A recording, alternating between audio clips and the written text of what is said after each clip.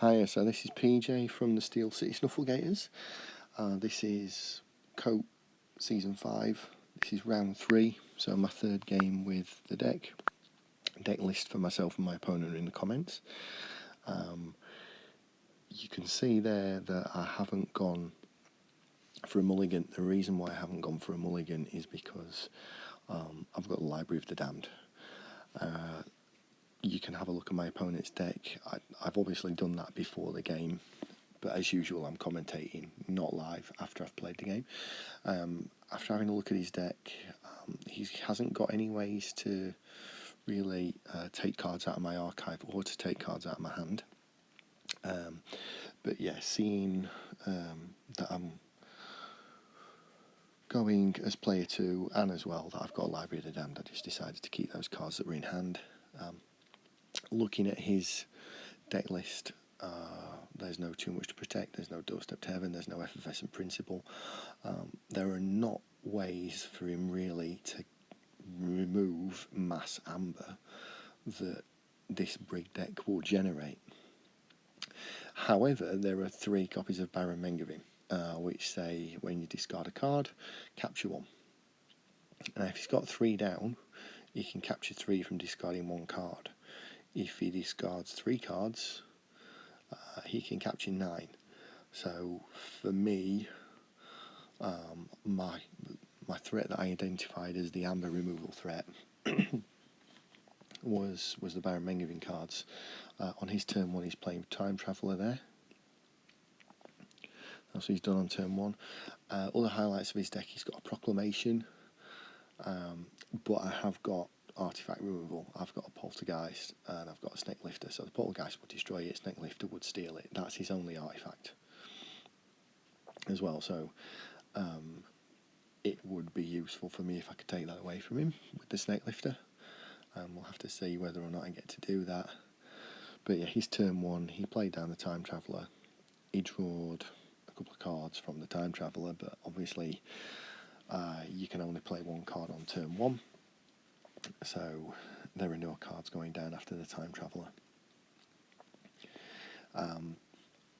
I said I didn't mulligan. The reason why I didn't mulligan again, because of the library, so it's obvious I'm going to be going dis. You can decide for yourselves if you think banishing the Time Traveller is a mistake. Possibly is. I mean, again, I'm printing his archive, so he's going to get 1 back from that, and he's going to draw another 2 cards at some stage because of that. But I wanted the Amber Pip. He's got no other targets. So yeah, I just thought I would push that one through. So yeah, in a second he's going to end his turn 1. And then I'm going to push on with turn 2, and you can see me play down those discards. As a team at this stage, we are 1-1. We won our first round 3-0. We lost our second round as a team 3-0. And at this moment in time, I'm playing game number 2 of the 3. The captain won the first game for us 3-0, so if I win this game, I'm going to win the round for us. So as I said, playing down the dis, we got 2 creatures, quite good creatures in play there, and now he's moving on to his turn, going for Sanctum. I'm sort of looking at my hand deciding, do I go dis and archive the Snake Lifter? But then he's made the decision for me, because I was considering archiving the Snake Lifter, going it out of the hand to save it for the Proclamation. But he's really unlucky in that on his turn 2 he's played Proclamation, and on turn 2 I happen to have the Snake Lifter in my hand. So pretty much him playing the Proclamation there has made the mind up for me. He's played a Rothay the Fierce. He's also played a Lion Boutram and a Sanctum Guardian. So that's 4 Sanctum cards already on that turn. But yeah, him playing Proclamation there. Blinding Light, as well from him. That's going to stun the 2 disc creatures. He's made up my mind there, and I'll just play out the Knuckles Bolt and the Snake Lifter to steal that proclamation. And that's now going to increase his key cost for the rest of the game, unless he's got 3 creatures down. So then I'm also playing the Red Lock, playing Knuckles Bolton. And yeah, it's not going too bad for the moment. I'm 2 turns in and I've got rid of 7 cards. You can see there I've drawn Interdimensional Graft, and that's quite handy. I could either hold it or I could archive it, whichever. As I say, he's not going to be able to take it out of my hand or my discard or my archive. So my only problem at the moment is he may only have 3 creatures down, but they're a lot stronger than my 5 creatures, and they're a lot likely to do a little bit more work. So yeah, his turn 3's coming up now. Choosing his house.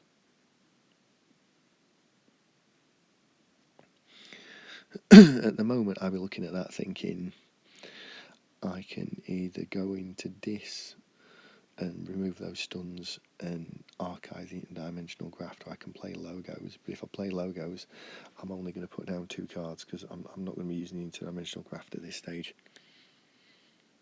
So I think really I'm looking at playing the Dis and archiving the Graft. He's gone for Sanctum again. He uses the Guardian to fight the Snake Lifter. I mean, the Snake Lifter's not going to steal another artifact, so it's not the end of the world that he's killed my Snake Lifter and put it into the discard, but I've got an Exhume. I wouldn't recommend a lot of players to do that to my Snake Lifter. And then he's moved one of his creatures around the battle line. He's not really got many things down to protect at the moment, so it's not making a massive difference now, but it may do if more creatures start coming down. I mean, you'd imagine with a hand of 6, he's possibly got some more Sanctum in it. Maybe. I mean, he did have 8 cards at the end of last turn. He's played 4 Sanctum cards, so he redrew 2. So maybe one of those is Sanctum, maybe both are Sanctum. I don't know, obviously.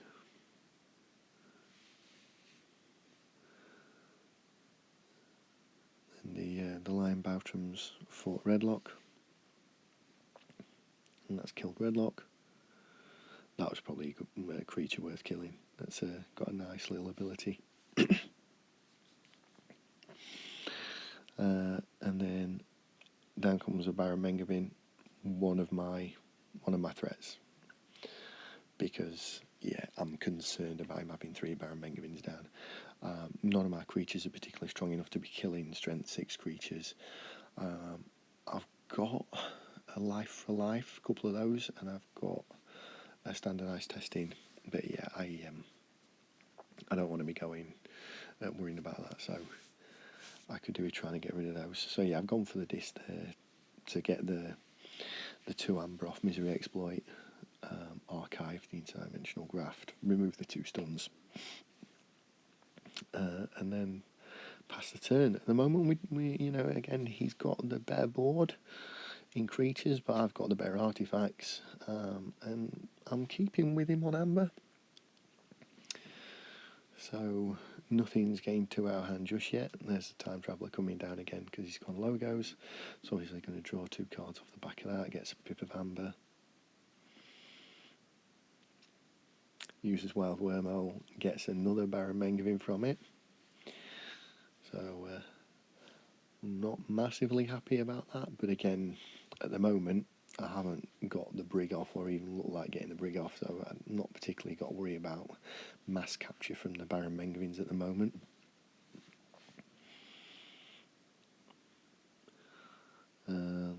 Play Sloppy Lad Work, which will let him archive a card, discard a card.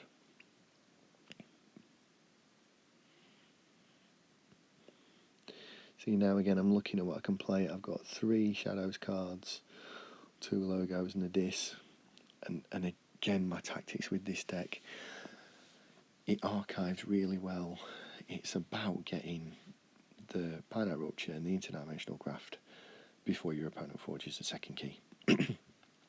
So, and as well with him having put out the Time Traveller and one of the Shadows cards, being the Oubliette, I'm looking at the board thinking, right, I'm going to play Shadows, I'm going to purge his Time Traveller, and then I'm going to play my other 2 Shadows cards out. At the moment, he can't forge a key, so I've not got to worry about the key. The Proclamation's now doing some work for me. Although the experimental therapy that he's just put down on the Time Traveller is a great move because it makes Time Traveller represent all houses, which actually pushes the key cost down to 6 instead of 8. The problem is, that's the card I'm going to Oubliette and purge it off the board. So once I've done that, the key cost is going to go back up to 8 because he's only going to have Sanctum creatures down, and he's not going to forge. Potentially, he could have put it on another creature, maybe one of the stronger ones. If he'd done that, would I have had enough to get rid of it? I may have had some trouble, really, because I've got 2 creatures that I can use if I go into this, worth 4 power. I've got 1 creature in Shadows, so it may have been worth him putting that experimental therapy onto one of his stronger creatures. That potentially could have been a mistake. Again, looking at my hand, I don't think I could have killed one of the higher creatures if he puts it onto one of them. But again, he doesn't know that. I could have had standardised testing in my hand, which would have taken out one of the higher creatures. I could have had some of my life for life cards. So, yeah, difficult to guess your opponent. I mean, the same with the Proclamation. If he's looked at my deck list, he knows I've got a Snake Lifter, but the way I play the game, I would have put that Proclamation down on turn 2. I wouldn't have expected in the first 6 or 7 cards someone to have necessarily the one card that's going to, steal my great artifact. He was really unlucky with that one. So yeah, that's unfortunate. So now he's gone into this. He's played Banish and got rid of the Lamindra.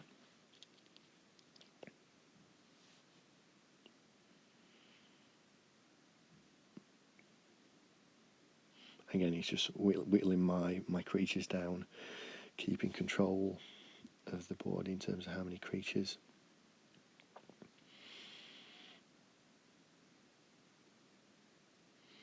Playing Misery Exploit, so that's going to get him 1 from me. That puts him on 9. Played the Streak down. Obviously, he's in this. He's not going to be able to play a Logos card as well this turn. So, unless I can stop him, he's going to forge on the next turn for 8. You can see there we've got Memory Chip, Expian, Smoko. I've got the Graft in Archive. I've got my board wipe. And he's starting to get away from me a little bit. Again, he's going to get the key now. There's not a lot I can do about that. What I can do, though, is I can get a good few cards out of my hand. So I've gone Logos, play Pocket Universe, play Hexbian,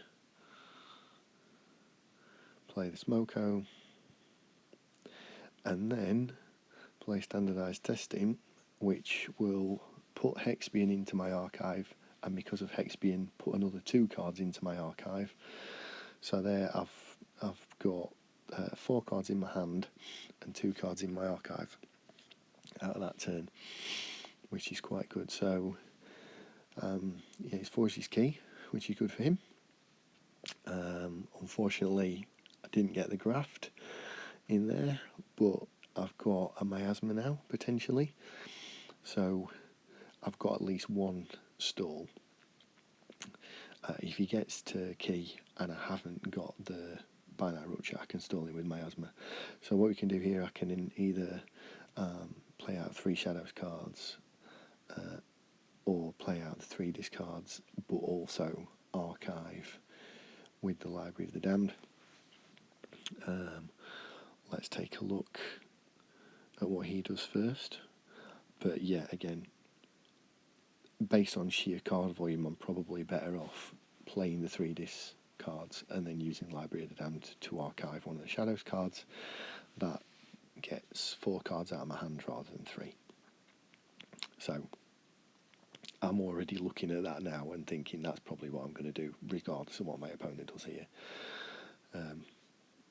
The speed is the key with this deck. If you've watched the other 2 games as well, you've seen in both of those games, I did get the binary rupture interdimensional graft combo off in both games on the 2nd key. So we've got some capturing going off now. Take hostages.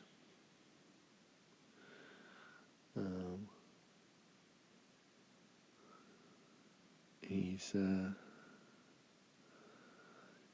fought with the Baron Mingavintiga, take the elusive off Knuckles Bolton, captures as a result of taking hostages, remove the stun from Rothay the Fierce, probably going to be fighting something into Knuckles Bolton to get rid of it.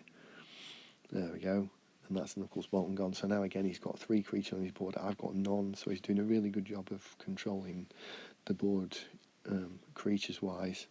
But again, artifact wise, I've got memory chip down now. Sorry, not memory chip, I've got Pocket Universe. I've got his Proclamation, I've got a Library of the Damned. And he's not looking like he's going to be doing anything about those 3 anytime soon. Again, though, pushing 5 amber now. Getting to that next key, so I've archived the miasma. That may have been a mistake. I might have been better archiving one of the Life for a Lives.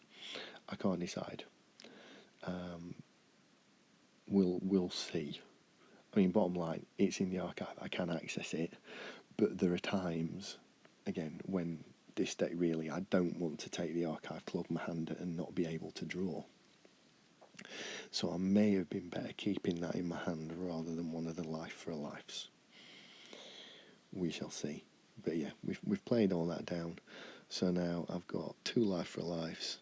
I've got Rigged Lottery. I've got the Hexpian and the Pain Reaction. Still haven't got Interdimensional Craft. But I've got the Nerve Blast in there. So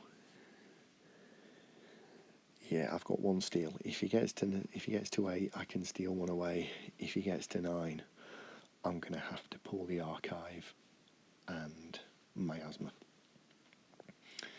And as I still haven't drawn the Finite Rupture, having to pull the archive would mean that I wouldn't draw any more cards this turn. So as I say, I think I might have been better archiving one of the Life for Life rather than the miasma, so that I kept the miasma in hand to be able to stop him forging a key without actually having to draw my archive to do it. So yeah, I think I've made a mistake there, archiving miasma instead of Life for Life. But again, it may or may not cost me the game. We'll have to carry on watching and see just how important that is. But this is another reason why I like to do the commentary after I've played the game, because you can look back and you can say that could have been a mistake that cost me the game, or it could have been a mistake but it fortunately didn't cost me the game, but in other circumstances it might have done. I still can't decide whether I think he should have discarded the Proclamation. I know I wouldn't have done, but you've already seen it, you know, it's cost him 2 amber already. And also cost him a turn in terms of he probably would have forged a turn earlier if it wasn't for the proclamation. So yeah, Logo's turn coming. He's played Help from Future Self, but obviously couldn't get the time travel back because I purged it. He's played Igor, played a Wild Wormhole, played a Lab Work, emptying his hand out. He's got to 8. So yeah, 1 more, and I'm going to need that miasma, and he hasn't got the 1 more. So I'm going to play the shadows out of my hand, all 4 cards, which is going to be the Nerve Blast to take him off check, and kill the Igor, just again to make the proclamation more likely to trigger, and then I'm going to use the Life for Lives to get rid of one of those Baron Mengavins, and just leave him with a 1, which is going to make it a lot harder for him to capture, because as I said, his Baron Mengavins are probably one of his best ways of capturing a lot of amber from me. I mean, he's going to be down to 1 now. I am not going to play Rigged Lottery because I could end up discarding my own Rupture, which would cost me the game. But yeah, if he'd gone to 9 there and I'd had to pull my Archive to get the miasma, I wouldn't have drawn the Bionite Rupture. So I do think it's a mistake there, archiving the miasma and not archiving Life for a Life. Again, let's carry on watching, see if it cost me. But it hasn't, but only because he didn't. It hasn't at this moment in time, but only because he didn't get to 9. If he got to 9, I'd have had to have pulled my Archive, use a miasma, and then I wouldn't have drawn any cards that turn. So I wouldn't have drawn. Looks like the Binary Rupture was the first card I drew there. Oh no, possibly it's Poltergeist. The Binary Rupture the second. And again, you know, I've got about 3 cards left at this stage, so the Binary Rupture was really, you know, quite near the bottom of the deck. But it happens.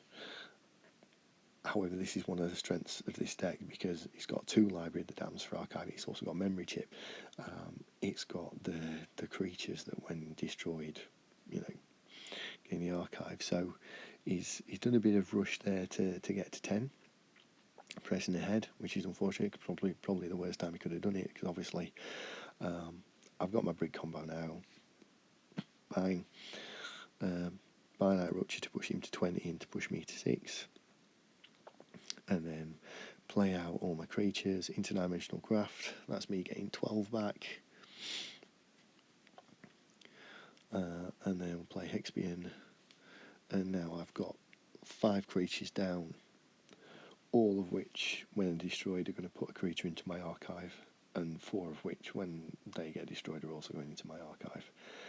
I'm already on 1 key as well, so it's going to be difficult from here now, because he's going to get his 2nd key, but then I'm going to take all his amber, and he's now got to get 1 key in the time it takes me to basically have a couple of turns, because again, as I said, he's got no massive removal.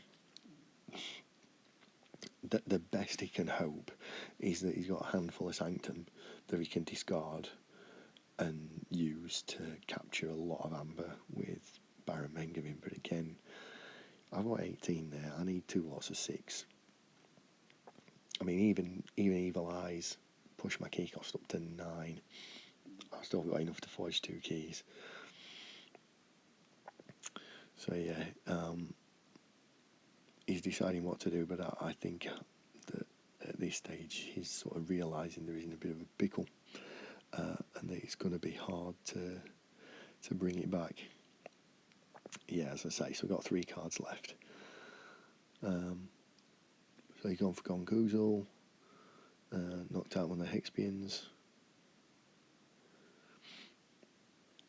So that's put Hexbian and the top card of my deck into my Archive.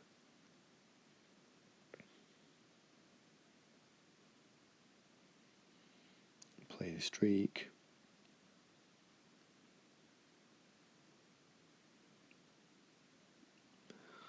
Play the Yerk, which will force him to discard a card out of hand.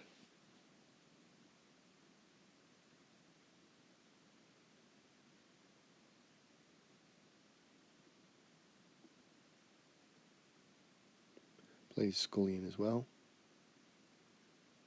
And sacrifices the streak.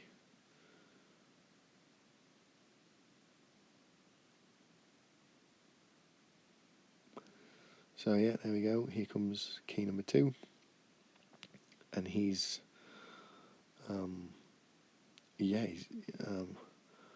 well, I'm going to be in check at the end of this turn no matter what I do.